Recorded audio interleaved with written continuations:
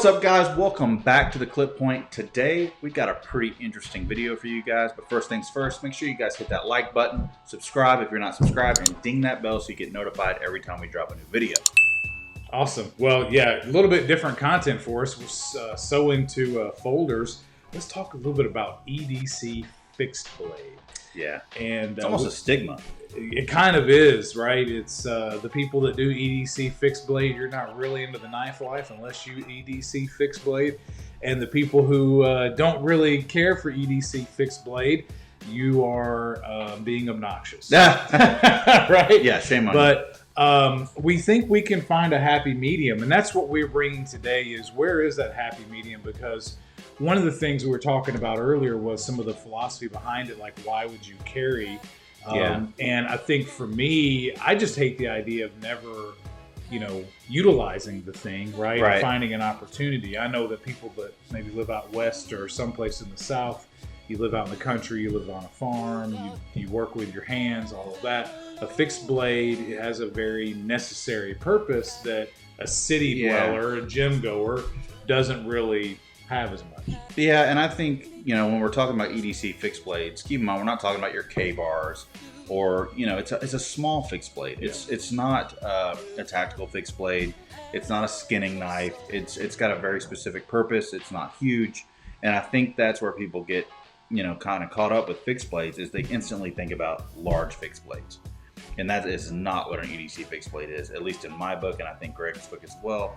It's a little small knife. It should be able to fit in your front pocket. Yeah, it's interesting because it seems like the larger a knife gets, the more specific its role is. Right. Right? Exactly. Just because of societal demands and pressures. Mm-hmm. And, quite frankly, you want to be an evangelist to what your sort of belief system is. And even if your belief system, we're just being as casual as collecting. Yeah. As it's a culture that we're in, the EDC culture, the knife, the gun, all of that culture. And, I think it's really important to be not in somebody else's face if you want to be effective. Right. I think that and one of the things I teach the people that I lead in my my corporate role is you got a choice. You can either be right or you can be effective. And the only time you get to be right and effective with people is when there's trust built. Right. My father-in-law puts it like this. He says that you can't drive a truck over a shaky bridge. In other words, kind of our lifestyle, the EDC, the gun, the 2A, the knife, all of that, the tactical ideas, the sheepdog, those types of things, that's a truck of lifestyle to a regular person. Yeah. And until you have a relationship built and trust built, you can't drive that truck over that little shaky bridge. So I think that when you think about who you are and what you represent in the community, one of the things that's important to us is to figure out where do we strike that balance, right? And I think that's what is an EDC fixed blade. It's something that fits in your pocket that doesn't have to be on a belt loop, but perhaps could be on a belt loop, but doesn't have to be. Something that is probably under a 3-inch blade or up to, right? Yeah, I would definitely say it's under 3 inches. Because in order for you to get the handle, you can't really get a 4-inch blade because the handle's going to have to match the leverage point. Exactly. And you're going to see when we show you a few of what we consider the best pocket fixed blades, at least in our assortment. Yeah, it's the, ones we have in our collection, of course. Obviously there's all sorts of other ones out there. Yes. But it's a very interesting blade. I feel like it's a very unique fixed blade, and it really only kind of fits for an EDC fixed blade. It's you'll see what I'm saying. Like the handles and the blade ratios are just a little bit different. It's and we're kind of bringing you, I wouldn't say mild to wild, but you know what? For some, when you consider how little it'll be carried, the top of the line that we have to offer today would be kind of in that, wow, that's not a lot of real estate for what you pay for, right? Well, we kind of get into some of that grail territory. I don't carry it very often. I paid quite a bit for it. It has some design elements. I feel a little bad beating it up. Right. All of those things kind of come into play. What's fascinating is the grail territory for me on sort of the folding knife is way higher. Right. Well, it's more usable. You're going to carry it more often. Right. So there's a much bigger range, but you start getting grailish in kind of the pocket fixed blade, and there's probably some wild stuff out there, but not as often as you're going to have in the folding knife. And I think it plays a lot into the materials of the knife. What you make of it. A lot of these grail knives or higher end pocket knives have a lot more materials in them, from a really fantastic blade steel to fancy scales. There's all kinds of things that play into it. You got that in some of these fixed blades as well, but not at the level of some of these grail pocket knives. Right. It's an interesting thing. I think carrying a fixed blade carries a stigma. I think a lot of times when you talk to your average person about a fixed blade, they're instantly going to think you're carrying a big skinning knife or big buck knife. They're instantly going to think of K-bar, buck knives, and those kind of Scream. Yeah. The movie, right? Yeah, and they're going to be like, why do you need to carry that? Yep. So and we're going to dive into that. Yeah, so we're going to go into sort of what we say, reasonably what are your options. Right. And they all have a very different sort of philosophy, and I guess we'll start at the low. Yeah, let's do it. Yeah. Let's show them what we got. So, for $25, I have two knives here, and this is the Cold Steel Mini Leatherneck. And, at $25, you're getting an import knife. Simple as that. It's made in China. It's HCR 13 MOV, which is analogous to a 440 type steel. So, but dude, this thing is cold steel through and through. It's overbuilt.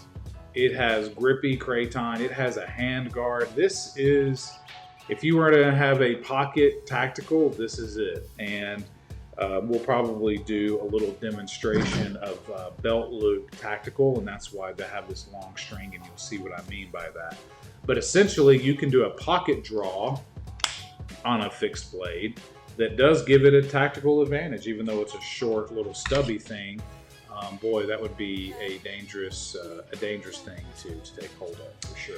Yeah, and I think that gives plays into, that's probably as tactical as you'll get with EDC fixxed blade. I would say so. I could see maybe an undercover officer carrying something like that.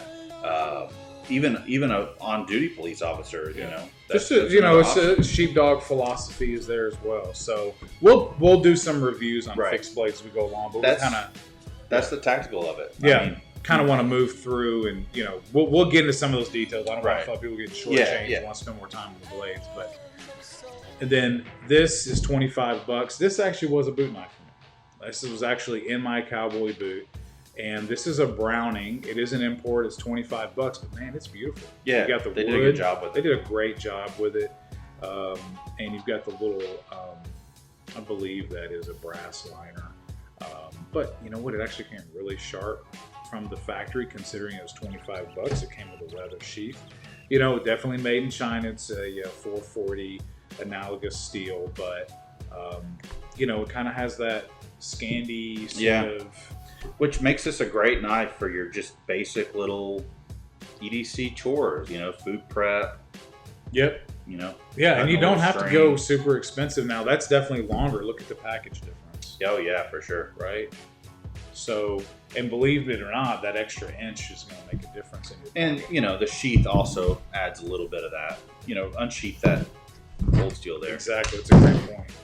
Because leather, it's actually that cold steel's a little bit longer overall.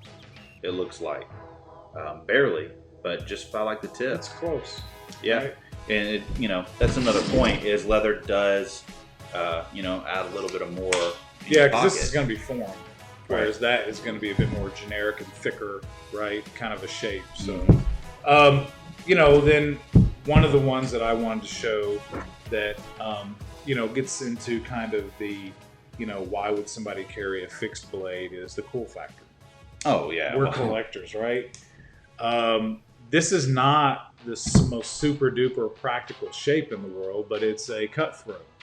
And what's nice about sweet. Yeah, it is sweet. And this is by Brutalica, so it's a Russian knife. And you know what? You're getting this for $70. I had the lanyard, me, the whole lanyard thing. And look, it's slim. Look at that. Not a belt carrier. This is a pocket That'd be knife. a great vest knife. That'd be Yeah. a great jacket knife. Of course, front pocket. But man, that is a pretty that's a pretty blade and edged. Mm-hmm. And they've got a lot of different kind of laser etching designs from Vitalica. If you can find one, they get gobbled up quick. Yeah. Wow. And it's just a simple knife. Yeah, but it's very comfortable. It is. And that's the thing, right? Like, you know, this is a little bit into the mindset of carrying an EDC fixed blade, and I know we're a little bit kind of all over the place, but I personally feel like in certain situations, it's almost classier to pull out an EDC fixed blade, like something like this, than a folding knife, especially if you're going to use it for any kind of food prep. Because, you know, if you sit down, let's just say you're at a cookout or, you know, at a meal. Well, a plastic knife is not going to cut through a chicken breast very well. Yeah. You know, and usually at a cookout, it's plastic cutlery. And guys, even at some restaurants I've gone to, that's not classy restaurants, but you know, your basic table service type restaurant, their steak knives are just dull. And actually, they will kind of munch up your food. And there is if you're a bit of a foodie, you know, there is a philosophy of making clean cuts so that the proteins don't get jacked up and kind of changes the texture and flavor. So, well, and you look like a fool sitting there like trying to hack your steak or whatever, you know, through the gristle and everything with a dull knife. And since we brought up food, that is an advantage over a folding knife. And so, you know, you can take a blade like this would be more of a folding knife that could serve as a really good steak knife. You know, a clip point is really great at that. Well, that's kind of your average guy's type of knife. A lot of guys carry a knife like that. You've got similar cut, and you've actually got continuous belly with this one in particular, but a lot of fixed blades, you'll notice, have a lot of continuous belly on them for tasks to sweep through. But guess what's going to happen right in here? That barbecue sauce, that Heinz 57, you know, the A1, whatever. Just the fat and the oils are going to get in there, and it's going to gunk that mechanism up. And quite frankly, that truthfully, it requires disassembly if you want to do it right. Yeah, you could go and put some cleaner in there and scrub it out and get it all soaking wet. But look, if you were to do that with this, it's micarta, then it's going to change the color for a minute. You might not like that. I mean, there's just so much to taking a fixed blade for your for eating. And listen, guys, we know that carrying a fixed blade is not for everyone, but the whole point of this is to show you guys the pros and cons of carrying an EDC fixed blade. It's not something you're going to carry all the time. It's something you're going to carry occasionally. And I can't tell you how many times I have wished I had an EDC fixed blade for something like food prep or just, you know, out on a hike or fishing. Fishing's great because, you know, you catch a fish, that hook's stuck up in there, you can't get it out. I really don't want my knife to be all gunked up with fish blood and stink because, again, you got to clean it out. That washes the oils out. You got to re-lube it and everything. And I like my knives to function, and I really don't want to have to take them apart every time. And that takes us to the next knife, and this is really a cool blade. This is the Azula 2? Azula 2 by Essie. All right. And you're getting it at $85 with the scales. With the scales, micarta scales, made in U.S. Not a crazy steal. I believe it's $10.95. Yep. It's got some patina on the edge. Yeah, it's just it's a good user. It's a hard use knife, carries a good edge. But this Azula 2, and they even got a smaller one that's not the Azula 2. It's a little bit smaller than that one. And they're made for great pocket EDC knives. Yeah, got a little jimping on the top. It fits the hand perfectly. And because it's micarta, I can see where you have had it for quite some time. There's definitely some wear there. And then you've got, you know what, look, it's a basic plastic sheath, but it's perfectly formed and it is tiny. You know, you can even look at it versus the cold steel, and it has pretty much the same pocket profile. Very thin, very form-fitting.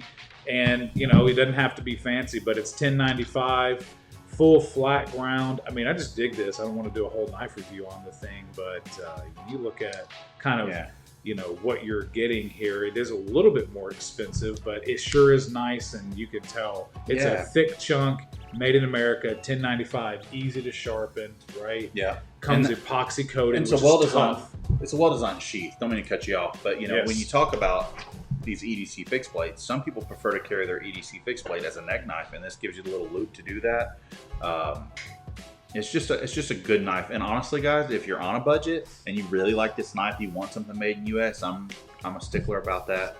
I'm a weirdo, I guess. You can actually buy this knife without the scales, and it's about $25 cheaper. Yeah. And you can always buy the scales later on and add them. They make different versions. I like this one because it's a full grip of micarta, but they got some that are shorter. You can core wrap it, whatever. Great option for an EDC fixed blade. And because of that grind, makes for a great slicer. Yep. And then as we move along, you're going to start getting into some higher end stuff. Right. Higher end steel, higher end materials, different finish qualities. So this is an LT Wright, and I just got it, but yeah, it's $95. Okay, and you get a nice. I love that. I do too. A nice thick slab of A2. It is a clip point, and the grind lines are amazing. Like if I could get some light on it, maybe people can see. But just really dig it. But the idea here is this is probably the tiniest, but what you're getting, and you can compare it, right, in scale. I like that though. I like how small it is, because all the times when I carry a EDC fixed blade, it's not something I'm going to pull out a lot. It's something that, it's got a purpose. It's literally a knife to use. It's not a self-defense knife. It's a knife that I'm going to pull out, and I don't want a big footprint. That's why I'm not carrying a big fixed blade, right? Quite frankly, so far in the lineup, this is technically probably the least intimidating. It really literally has the look and feel of a utility knife, and you can tell it's all hand ground. This is a handmade knife. It is a micarta scope. It's really cool. And one of the things about having the lanyard piece, once again, that is that pocket draw, because look at the sheath. So this right here is probably a bushcraft style pocket sheath. I like the fact the handle is all the way in there. Yeah. It's not going to rattle loose. It's not going to come out. And quite frankly, you have the lanyard, and you can draw with a pinky pull on the lanyard and get the knife, and it falls right in to your finger there. So yeah. And honestly, when you talk about a sheath like this, it just plays on the purpose of the knife. Again, not for self-defense. This is a knife to use. This is if you pull this out, it's not going to be intimidating. No, I don't think it's that scary at all. And that's the goal, I personally think, with an EDC fixed blade. It's not to scare people, and that plays into the point that I made about, if you have to pull this out in mixed company, I honestly think this is less scary than some folders, because it's just a simple pull. Somebody's probably not even going to notice that you pulled it. Whereas with a folder, as a knife guy, you're going to be like, you're going to be cracking it open. If it's automatic, you know how we are. Yep. And this is real subtle, and I dig that. One thing I will say that I like about this knife, I handled it before we started filming, is it's a clip point, so it adds to the piercing, but it almost adds like a little place for your thumb, like a little choil there. Yeah, a push or a draw place. Yeah, exactly. Right. So you can kind of get into some wood and do some shaving. And that's a really nice touch for this size knife. Yeah, with the micarta adds a nice grip. Beautiful knife. Yeah, it's a lot of knife for the real estate, right? A lot of knife for the real estate. Yeah, very usable. Yeah. Cool. And then here, look at this. We have got the Scheme Dude. Oh my goodness. I haven't held this yet, but I was excited when I saw you had it. And this bad boy here, I mean, wow, what a grind. Are you kidding me? Yeah. I'm not going to do a review on it, but this is a great option. Hard to find. This is getting closer to kind of that grail knife. You'd like to be able to get a hold of this if you can. Yeah. But it's going to be a little bit hard to find. It's $150 from Emerson. It's not one you can find third party. You got to get it direct from Emerson. Yep. They don't allow any discounts on it. I believe it's a limited run. It's got weathering on the sheath. It must be, because it's sold out instantly. Yeah, and the sheath actually has stamped Emerson Customs. Smells like oil and leather and amazing stuff. But yeah, this is, just in kind of the Celtic interpretation on the handle. I love that. But yeah, another great option. And at $150, it kind of takes it to that next level. And it is razor sharp from the factory. It's 154. Right, I believe so. Yeah, I mean it's and it's in Emerson. Yeah, right. So you have instant collectability, which is crazy to me that Emerson rolled this out. I love this knife. obviously I purchased it, but with this little design, this little Celtic design, it does add some grip there. I know people, they've wrapped it in cord. Spoke with a guy, we were talking about maybe, what it would look like if somebody made some micarta scales for it and dremeled out each one of these little holes. But personally, I really love the knife. It's beautiful. But that little grind, it's a short little belly there. It's not a big cutting edge. Yeah. And for me, they sell this as a neck knife, a Scandu. That's how I pronounce it because I heard it on the Emerson YouTube video. Well, redheaded guy on YouTube said Scandu. So yeah, well, Scottish. I don't know. Doesn't matter, right? Yeah, but ultimately, it's really cool. we're first of all, we're American and we're from Tennessee, so we pronounce a lot of things wrong.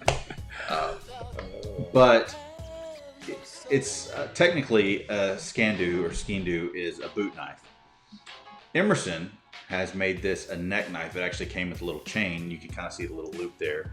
I personally, it fits perfect in my pocket. Again, speaking like how we did with this sheath, how it kind of goes in. It's not really a, like tactical type sheath like, this one is. It fits down in the pocket. It's, just a little bit there to pull out. It's subtle, great for food prep, good steel. Yeah.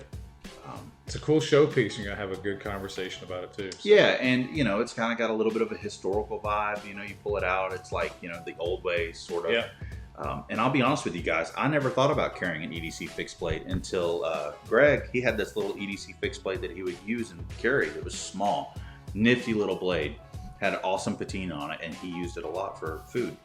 Yeah, no, a little GEC. Yeah. Yeah, and I love it's that a little knife. Cool Warncliffe knife, and it's inexpensive too. Check that out. Little GEC fixed blades are like $40 or $50 wherever you can get them. So yeah. So there's options, guys. There's options for EDC fixed blades. I think we kind of nailed all the points of carrying one. There's not a lot, to be honest with you. Mainly it's cool factor. Yeah. But for little multi-purpose things, if you're going out to a barbecue or a steak dinner in a regular place, or even a nicer restaurant. You know what? I actually bring my own knife, and I actually do use it for that, especially at barbecues. And quite frankly, that's a great place to sort of evangelize. You're a man, you don't carry a knife? Right, yeah. Really? Okay.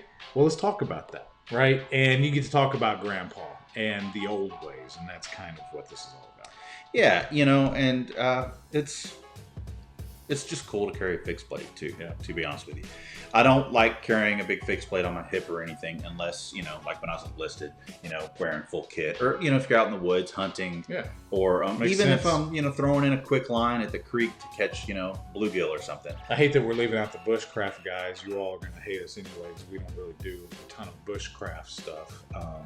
But yeah, obviously the bushcraft guys have a whole different way of life and philosophy. For sure. Absolutely. And there's a place for a larger fixed blade. But in your day-to-day average guy, this is your way to go for a fixed blade. So. It's just a good, hard-use tool. Urban carry, yeah, for sure. Cool. Yeah, I dig it. Yeah, and I hope you guys dig it. Let us know. Do you guys carry an EDC fixed blade? Did you not carry one? Now you're maybe thinking about it. What's your philosophy on it? Yeah, I'd love to chat with you guys about it. Yeah. Hey, thanks for watching. We always appreciate it when you guys watch. Leave us a comment. Click the like button, consider subscribing, and guys, we'll see you on the next one. Yeah, see you next time. Thanks. Stay sharp.